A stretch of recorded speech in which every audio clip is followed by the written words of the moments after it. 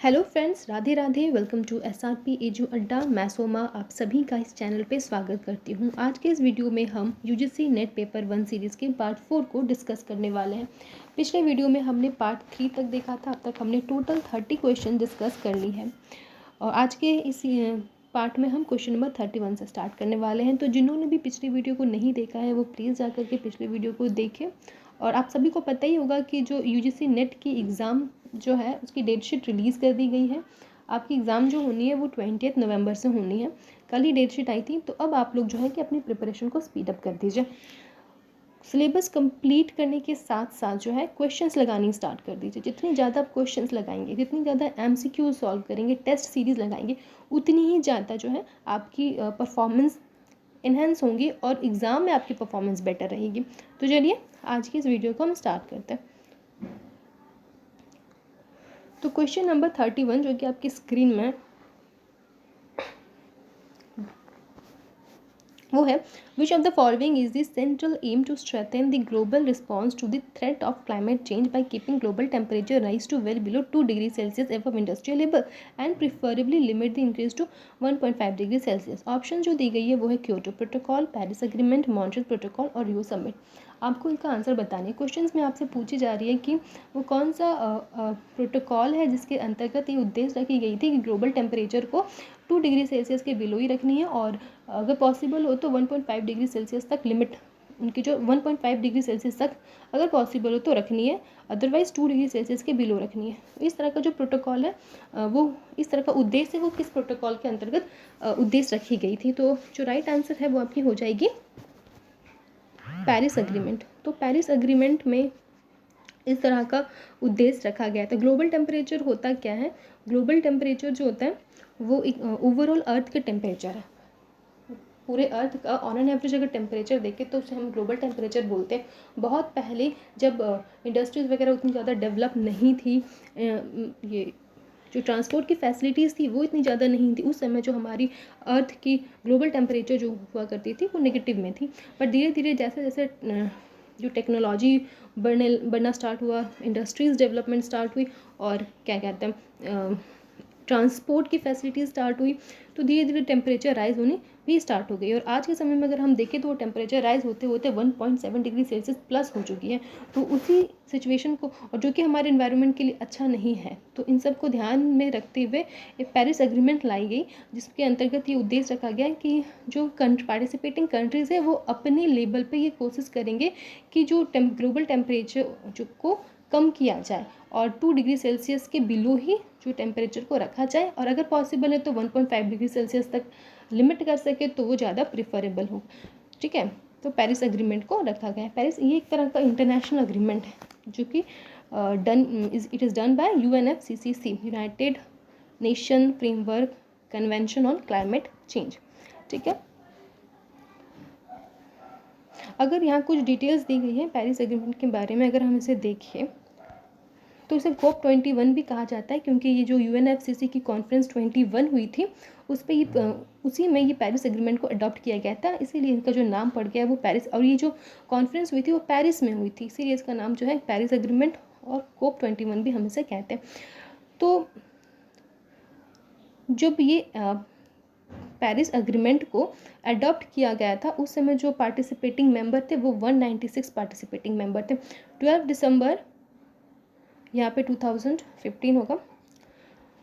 ये डेट आप लोग याद रखेंगे कि 2015 में पेरिस एग्रीमेंट को अडॉप्ट किया गया था और उस समय इस ड्राफ्ट को रेडी किया गया था और अडॉप्ट मतलब सिग्नेचर स्टार्ट हो गई थी 2015 से, और 2016 में जो है एडप्ट मतलब फोर्स में आ गई थी। जो पेरिस एग्रीमेंट है इसे फोर्स में 2016 में आई थी, और जब ये फोर्स में आई थी ना तो टोटल पार्टिसिपेटिंग कंट्रीज़ थे वो उनका नंबर था 196 पार्टिसिपेटिंग कंट्रीज़ थे जब ये फोर्स में आई थी। बट जब हम आज की डेट में अगर देखें ना तो ये जो घट करके नंबर 192 हो गई है। तो मतलब कि 4 पार्टिसिपेटिंग जो कंट्रीज़ है उन्होंने विड्रॉ कर लिया है। US एक ऐसा ये है कंट्री है जिन्होंने 2020 में पेरिस एग्रीमेंट से विड्रॉ कर लिया था अपना नाम, बट 2021 में अगेन उन्होंने रीजॉइन कर लिया है। तो अगर आपसे पूछा जाए कि आज के समय में जो पेरिस एग्रीमेंट में टोटल कितने मेंबर हैं, तो वो हो जाएगी 192 मेंबर। मेन उद्देश्य पेरिस एग्रीमेंट का यही है कि ग्रीन हाउस गैस एमिशन को रिड्यूस करना बाय 2025 टू 2030 तक। बात करें अगर हम नेक्स्ट क्वेश्चन की, तो वो आपके स्क्रीन पे है क्वेश्चन नंबर 32, वर्मी कंपोस्टिंग से रिलेटेड। तो vermicomposting is done by, option दी गई है आपके फंगस, बैक्टीरिया, वर्म्स या एनिमल। वर्मी कंपोस्टिंग होता है कि एक तरह का प्रोसेस है जिसमें हम लोग देखते हैं कि जो हमारे वेस्ट मटेरियल जैसे कि काउ डंक, बफेलो डंक या फिर किचन वेस्ट, ऑर्गेनिक जितने भी मटेरियल्स होते हैं वेस्ट मटेरियल, उनको हम लोग एक प्रोसेस के थ्रू डिकम्पोजिशन प्रोसेस के थ्रू हम लोग कन्वर्ट करते हैं किसमें, एक ह्यूमस लाइक मटेरियल, जिसका बाई प्रोडक्ट होता है, जो बाई प्रोडक्ट आती है उसे हम लोग क्या कहते हैं, वर्मी कंपोस्ट करते हैं, और उनका यूज़ हम लोग एज अ फर्टिलाइजर के रूप में करते हैं। तो ये जो पूरी प्रोसेस ऑफ डिकम्पोजिशन है इसे हम लोग वर्मी कंपोस्टिंग कहते हैं। इसमें हम एक ऑर्गेनिज्म, लिविंग ऑर्गेनिज्म की मदद लेते हैं जिसके कारण ये प्रोसेस को की जाती है। तो आपसे यहाँ उस लिविंग ऑर्गेनिज्म का नाम पूछा गया है, तो उसका जो नाम है वो है अर्थवर्म। अर्थवर्म के हेल्प से हम वर्मी कंपोजिशन की जो प्रोसेस है उनको कंप्लीट करते हैं, अर्थवर्म। तो आपकी राइट आंसर हो जाएगी आंसर नंबर ऑप्शन नंबर 3। ठीक है, क्वेश्चन नंबर 33 आपके स्क्रीन पे है, वो है which of the following organization dedicated to protecting human health from environmental harms. Option जो हमकी दी गई है, ecological protection organization, B environmental and scientific science, C environment and human health, D none of this. आपसे question में पूछी जा रही है कि वो कौन सा ऑर्गेनाइजेशन है जो रिस्पॉन्सिबल है प्रोटेक्ट करने के लिए ह्यूमन हेल्थ को फ्रॉम द इन्वायरमेंटल हार्म। तो आपके यहाँ पे जो राइट आंसर है वो हो जाएगी कि human health, environment and human health. तो ऑप्शन सी जो है वो आपकी राइट आंसर यहाँ पे हो जाती है। अगर क्वेश्चन नंबर 34 है क्योटो प्रोटोकॉल से रिलेटेड, आपसे पूछी जा रही है कि the Kyoto protocol was entered into force in the year 2005, 1997, 2000 या 2002। क्योटो प्रोटोकॉल जो है वो कब फोर्स में आई। क्योटो प्रोटोकॉल एक तरह का इंटरनेशनल अग्रीमेंट है and it is done by UNFCCC, again United nation framework convention on climate change. और इसकी जो अच्छा पहले इसका एम पढ़ लें कि इसका जो एम अगेन वही कि ग्रीन हाउस गैस एमिशन को रिड्यूस करना। ठीक है, मेन एम क्योटो प्रोटोकॉल का ये है, ग्रीन हाउस गैस एमिशन को रिड्यूस करना। इसकी जो ड्राफ्ट आई थी वो 1997 में ये ड्राफ्ट आई थी, और बट इसे अडॉप्ट किया गया था जब 2000 अडॉप्ट की गई थी जब 2004 में रशिया ने रेक्टिफाइड किया क्योटो प्रोटोकॉल को। तभी जाकर के क्योटो प्रोटोकॉल की जो मिनिमम क्राइटेरिया होती है किसी भी प्रोटोकॉल का फोर्स में आने की, कि 55% जो पार्टिसिपेटिंग स्टेट है उसमें से 55% अगर पार्टिसिपेटिंग स्टेट अग्रीड हो जाए प्रोटोकॉल पे, साइन कर दे, रेक्टिफाइड कर दे, तभी जाकर के वो प्रोटोकॉल फोर्स पे आती है। तो रशिया ने 2004 में साइन किया था, रेक्टिफाई किया था, तब जाकर के 2005 में ये प्रोटोकॉल जो फोर्स में आई थी। तो आपकी राइट आंसर हो जाएगी 2005, ऑप्शन ए। यहाँ पे कुछ फैक्ट्स दी गई हैं। तो ये जो क्योटो प्रोटोकॉल के अंतर्गत 3 मैकेनिज़्म को डेवलप किया गया था, जिसके थ्रू जो कंट्रीज़ हैं वो अपने कंट्री में ग्रीन हाउस गैस एमिशन को रिड्यूस कर सकें। तो वो जो 3 मैकेनिज़्म है, पहली जो है वो है जॉइंट इम्प्लीमेंटेशन, सेकेंड जो है क्लीन डेवलपमेंट मैकेनिज़्म, और 3 जो है एमिशन ट्रेडिंग। तो ये 3 मैकेनिज़म्स हैं जो क्योटो प्रोटोकॉल ने दी थी।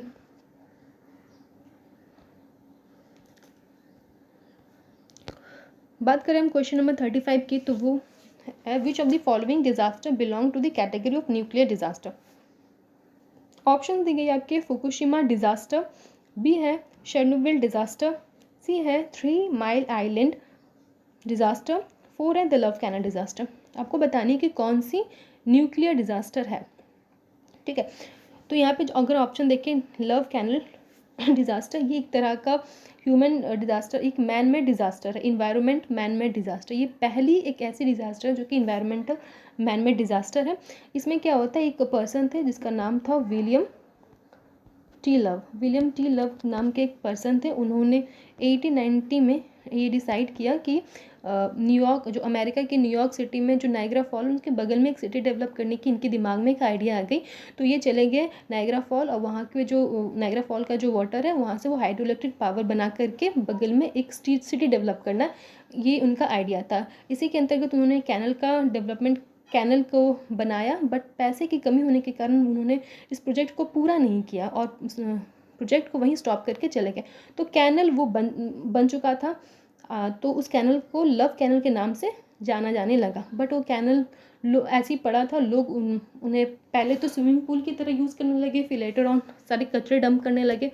बाद में अगर हम देखें तो 1940 में यूएस आर्मी जो थे वो वहाँ पे अपने जो वेस्ट, जो बारूद वगैरह थे उनको वहाँ पे वो डंप करने लगे, केमिकल्स वगैरह को डंप करने लगे। फिर 1942 में जो एक हुकर केमिकल कंपनी ने उस जो डंपिंग साइट हो गया था कैनल, उस कैनल को उन्होंने 1942 में ख़रीद लिया और अपने जितने भी केमिकल वेस्ट थे उनको वो उनमें डंप करने लगे। केमिकल वेस्ट जैसे कि बहुत ही हाईली रिएक्टिव केमिकल वेस्ट थे, जैसे कि डाइऑक्सीन हो गया, बेंजीन, टॉल्यूइन, पीसीबी, इस तरह का हाईली रिएक्टिव जो केमिकल है वो उसमें डंप करने लगे। तो वो कैनल एक तरह का डंपिंग साइट में कन्वर्ट हो गया। धीरे धीरे जो पूरी की पूरी कैनल भर गई, तो फिर उन्होंने उस कैनल को एक स्कूल को बेच दिया और फिर लोग वहाँ पे बसना धीरे धीरे स्टार्ट कर दिए। प्लेग्राउंड के रूप में उस डंपिंग साइट के ऊपर मिट्टी से कवर करके उसे प्लेग्राउंड के रूप में यूज़ करने लगे।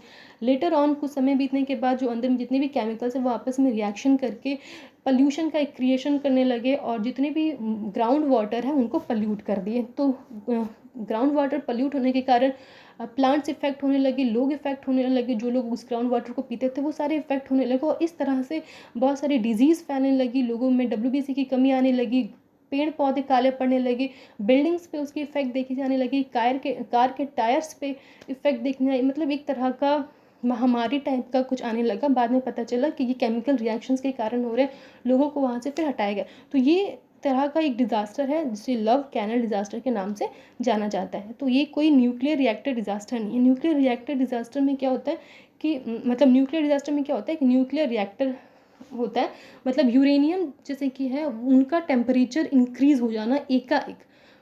यूरेनियम की जो टेम्परेचर है कम से कम एक लिमिट होती है, सपोज़ वो 30 डिग्री सेल्सियस इस तरह का एक टेम्परेचर होना चाहिए। एकाएक अगर वो 100 डिग्री इंक्रीज़ हो जाए तो उस तरह से एक न्यूक्लियर रिएक्टर जनरेट हो जाता है और फिर एक्सप्लोजन वहाँ पे हो जाता है, तो वो न्यूक्लियर डिज़ास्टर कहते हैं। तो आपके जो है डी ऑप्शन तो होंगे नहीं, तो आपके राइट आंसर हो जाएंगे सी, ए बी सी आपके जो है वो राइट आंसर यहाँ पे हो जाते हैं। तो यहाँ पे अगर हम देखें फुकुशिमा डिज़ास्टर के बारे में, तो वो जापान, नॉर्दर्न जापान के फुकुशिमा दायाची प्लांट में हुई थी। 2011 में ये डिज़ास्टर हुई थी। ये अपने आप में सेकेंड वर्स्ट न्यूक्लियर एक्सीडेंट है in the history of nuclear power generation में।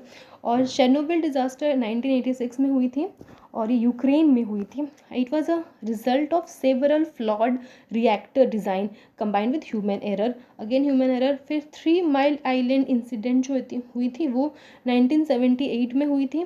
ठीक है, ये पेंसिल्वानिया में हुई थी जो कि यूएस में है। और इनका जो it is resulted from the combination of equipment malfunction, design related problem and human error. तो ये थी कुछ फैक्ट्स। और क्वेश्चन नंबर 36 की अगर हम बात करें वो है according to working rules all international agreement and treaties are required before signing and rectification. Option A है आपके approval from cabinet secretary, B है कैबिनेट अप्रूवल, सी है प्रेसिडेंशियल अप्रूवल, डी जो है वो है chief justice of India approval.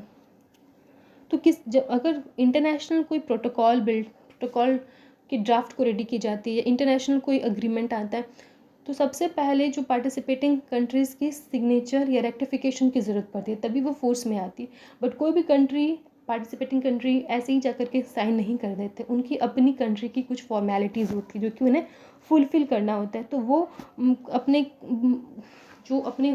ये हैं उनसे अप्रूवल लिया जाता है। अपनी जो कंट्रीज़ के जो अथॉरिटीज़ होते हैं उनसे अप्रूवल तो आपसे इस क्वेश्चन में पूछा जा रहा है कि वो अप्रूवल किससे लिया जाता है, कैबिनेट सेक्रेटरी से या कैबिनेट से या प्रेसिडेंट से लिया जाता है या फिर चीफ जस्टिस, वहाँ से अप्रूवल लिया जाता है। जो पार्टिसिपेटिंग कंट्रीज़ के जो मेंबर है पहले अप्रूवल लेंगे अपने कंट्री से, फिर जा कर के इंटरनेशनल अग्रीमेंट में वहाँ पे साइन करेंगे, और सारे मिनिमम क्राइटेरिया को फुलफिल होने के बाद ही कोई प्रोटोकॉल जो है फोर्स में आती है। तो जितने भी इंटरनेशनल अग्रीमेंट्स होती हैं वो सब जो है ना मिनिस्ट्री ऑफ एक्सटर्नल अफेयर के अंदर में आती है। तो जो कैबिनेट मिनिस्टर होती है एक्सटर्नल अफेयर की, उनका अप्रूवल की बहुत ज़्यादा ज़रूरत होती है। अगर वो अप्रूव कर दे तभी जाकर के कोई पार्टिसिपेटिंग कंट्री सिग्नेचर कर सकता है, रेक्टिफाइड कर सकता है किसी भी अग्रीमेंट में, ठीक है, इंटरनेशनल अग्रीमेंट में। तो आपके राइट आंसर जो है यहाँ पे हो जाएंगे कैबिनेट अप्रूवल। तो अगर हम present minister of external affair देखें तो वो है हमारे सुब्रमण्यम जयशंकर जी, और फॉरेन सेक्रेटरी देखें तो वो है हर्षवर्धन श्रृंगला जी।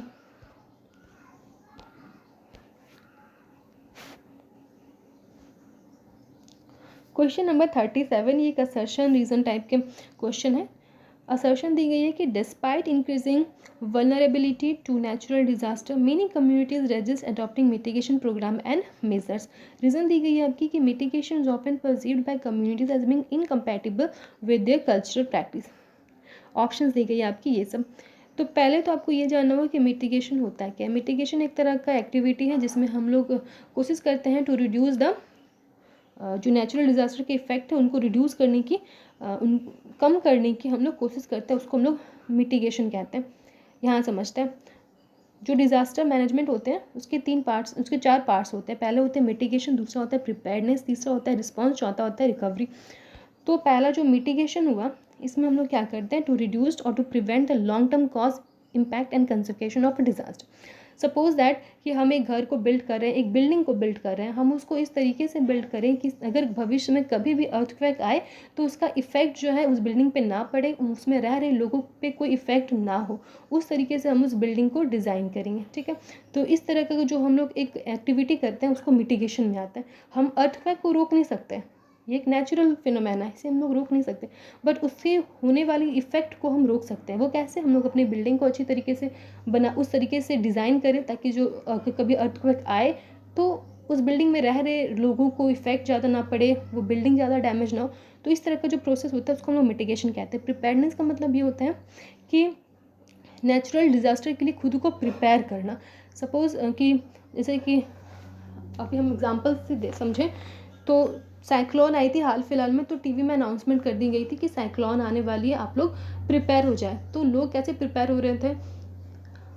लोग सेफ जगह में चले जा रहे थे, वो जगह को छोड़ दे रहे थे, खाना लेकर के सब उस जगह को छोड़ करके। तो एक तरह का प्रिपरेशन हुआ ना, नेचुरल एक डिज़ास्टर आने वाली है तो हम लोग पहले से प्रिपेयर हो रहे हैं, तो वो प्रिपेयर्डनेस हुआ। रिस्पॉन्स ये हुआ जो कि during and immediate after disaster होते हैं। अगर जैसे कि कोई पर्सन उस डिज़ास्टर में घायल, कुछ हुआ, अर्थक्वेक आ गया है, कुछ भी हुआ तो एक पर्सन जो है घायल हो गया, तो इमीडिएट एक्शन क्या लेनी चाहिए? उन्हें फर्स्ट एड देनी चाहिए, हॉस्पिटल में एडमिट करानी चाहिए, अगर कोई है तो उन्हें खाना प्रोवाइड कर, मतलब इमीडिएट इस तरह का जो एक्शन होता है वो रिस्पॉन्स में आता है। और रिकवरी मतलब कि अगर कोई अर्थक्वेक के कारण सपोज कोई मॉन्यूमेंट टूट गया या फिर साइक्लोन आई, पेड़ पौधा उड़ गया, मतलब गिर गया, तो हम लोग क्या करते हैं, हम लोग अब पेड़ पौधा को हटाने की व्यवस्था करेंगे। जितनी भी जो भी मॉन्यूमेंट्स अगर टूट के बिखर गई है तो वो जो डैमेज है, जितनी भी वो सब है, उठा के हटाने की हम लोग, मतलब उसको रिकवरी कैसे करें उस पर हम लोग लग जाते हैं। तो वो सारी चीज़ को हम लोग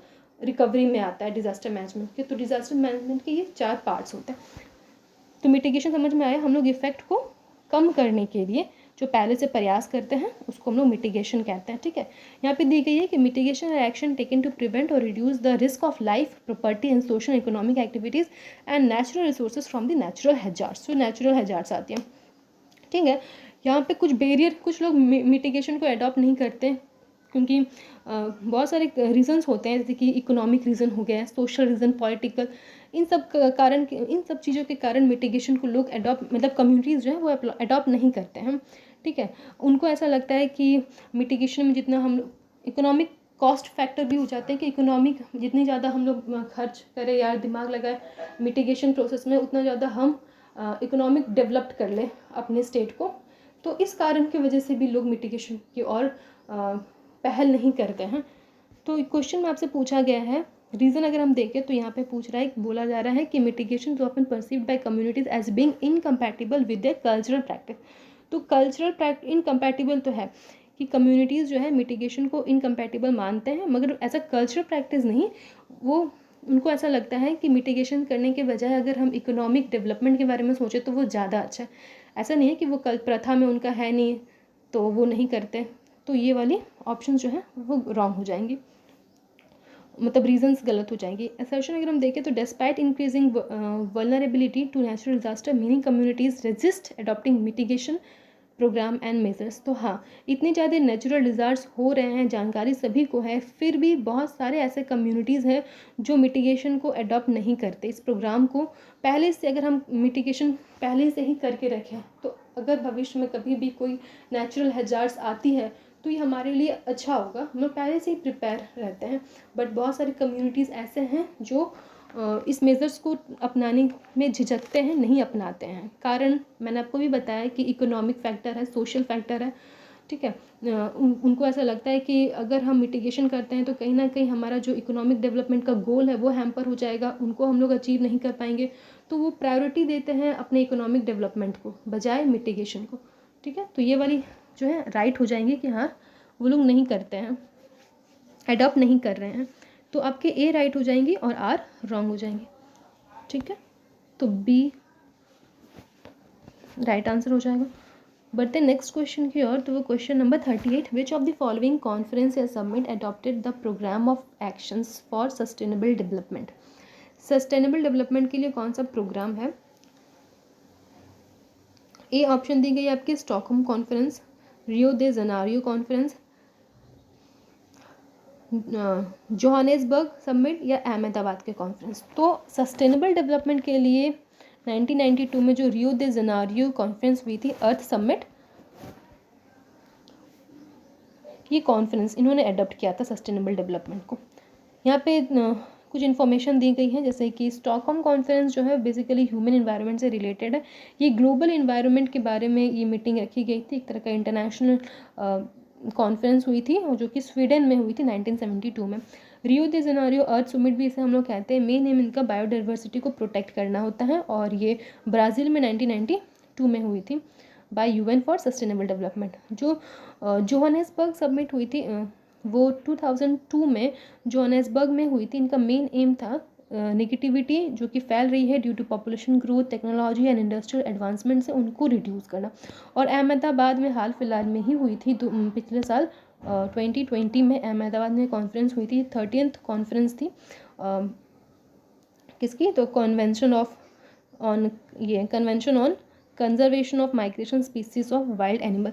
मतलब जितनी भी माइग्रेटरी स्पीसीज़ है वाइल्ड एनिमल के, जितने भी माइग्रेटरी स्पीसीज़ है उनके कंजर्वेशन को लेकर के ये कॉन्फ्रेंस को आयोजित किया गया था 2020 में गुजरात में ये हुई थी, अहमदाबाद, गुजरात के अहमदाबाद में।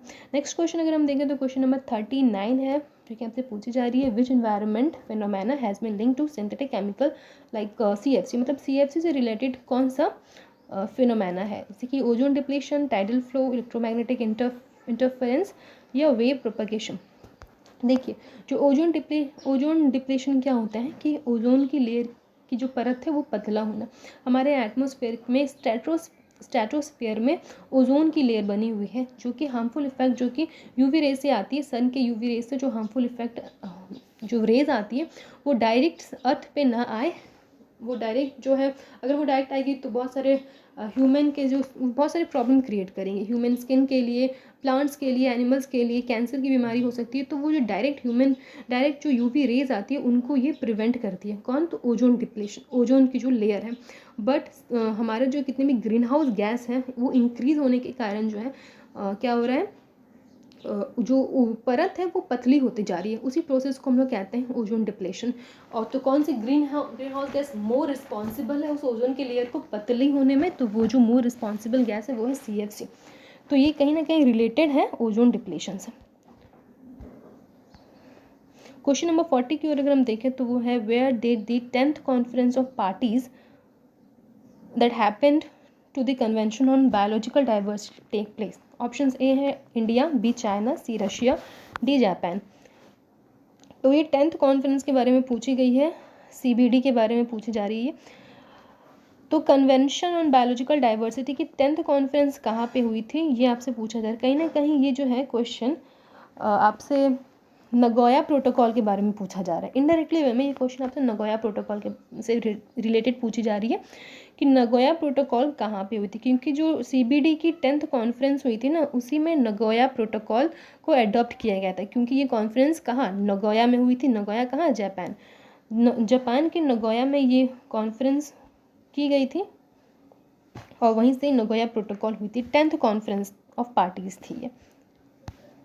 तो यहाँ पर अगर हम देखें कि CBD क्या होता है, तो CBD जो होता है इनका जो मेन एम होता है is to develop national strategies for conservation and sustainable use of biological diversity.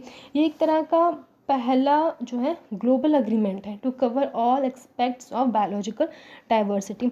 ये जो है 1992 में जब अर्थ समिट हुई थी रियो दे जेनेरियो में, तभी इसको अडॉप्ट किया गया था। बट ये फोर्स में आई थी 1992 में, ये अडॉप्ट किया गया था, बट ये फोर्स में आई थी 1993 में। डेट वगैरह आप लोग याद रखें।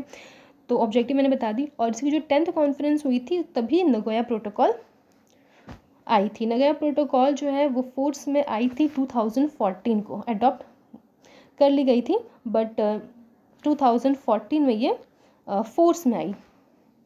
और इनका जो मेन ऑब्जेक्टिव है is the fair and equitable sharing of benefits arising from the utilization of genetic resources. मतलब कि अगर कोई कंट्रीज़ है उनके पास कोई जेनेटिक रिसोर्सेज रिलेटेड कोई इन्फॉर्मेशन है, तो वो अगर दूसरी कंट्री को शेयर करते हैं, तो ऐसा नहीं कि वो डेटा को मैनिपुलेट करके दूसरी कंट्री को शेयर करें। हो सकता है ना कि एक कंट्री के पास कोई जेनेटिक इन्फॉर्मेशन है, वो अगर दूसरी कंट्री को देनी हो तो वो डेटा को मैनिपुलेट करके गलत उनको बता दें। तो ऐसा इस प्रोटोकॉल के related to information related to biodiverse genetic information, biotechnology से रिलेटेड जो इन्फॉर्मेशन है उस पर कोई ये नहीं कर सकते, कोई मैनिपुलेट डेटा को नहीं कर। फेयर एंड इक्विटेबल शेयरिंग होनी चाहिए इंटरनेशनल लेवल पे। तो इसी टॉपिक पे बात की गई है नगोया प्रोटोकॉल में। और CBD के अंतर्गत एक और प्रोटोकॉल आती है नगोया प्रोटोकॉल के साथ साथ, एक है कार्टेजेना प्रोटोकॉल, वो भी आई है ऑन बायोसेफ्टी। ये बायोसेफ्टी के ऊपर में है कार्टेजेना प्रोटोकॉल, ठीक है। और ये कब आई थी, ये 2000 में आई थी, 29 जनवरी 2000 में इसे अडॉप्ट की गई थी। बट ये फोर्स में कब आई, 2003 में ये फोर्स में आई थी। ये भी बायोडाइवर्सिटी से रिलेटेड है। तो अगर हाँ, तो ये हो गई हमारी आज की 10 क्वेश्चन। आज की 10 क्वेश्चन को हमने डिस्कस किया। तो अब तक हमने टोटल 40 क्वेश्चन को डिस्कस कर ली है। तो फिर मिलते हैं फिर नेक्स्ट वीडियो में। तब तक के लिए आप लोग अपने प्रिपरेशन को जारी रखें। वीडियो अच्छी लगी हो तो लाइक कर दे, कमेंट करें, अपनी राय बताएं और सब्सक्राइब कर ले चैनल को, बेल बटन को क्लिक कर ले। वीडियो को पूरी देखने के लिए बहुत बहुत शुक्रिया। Thanks for watching. Radhe Radhe.